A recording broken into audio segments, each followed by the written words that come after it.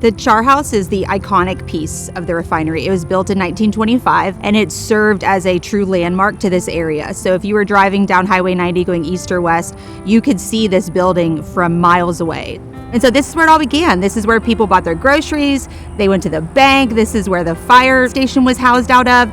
Few cities in the state of Texas still have industrial sites rooted in its founding. So this is a very rare, special place for the state of Texas. This property has sat vacant for about 20 years. There's been a lot of developers that have tried to develop it, and it hasn't worked for a variety of reasons. And so there's always been a very strong desire from our residents, especially here on the north side, to redevelop this and bring it back to life. The Char House is in probably the worst condition.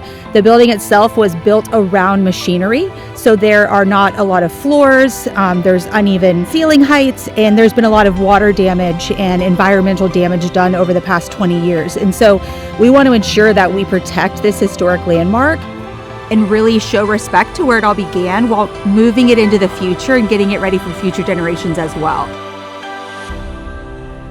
The Char House is the last modernized building of its kind in the United States. It's a rare surviving example of how sugar and the refining process used to take place.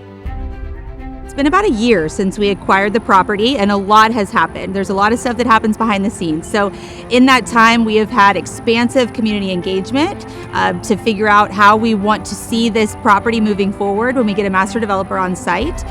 We have started the design for the phase 1 preservation of the Char House, so that is underway. The proposed work at the Char House is actually very exciting for the City of Sugar Land residents because everyone's going to be able to see them. The work entails restoring the historic windows, so bringing those back to what the Char House looked like in 1925, which is really truly special. We are going to bring a permanent roof to keep the building dry. That is of utmost importance.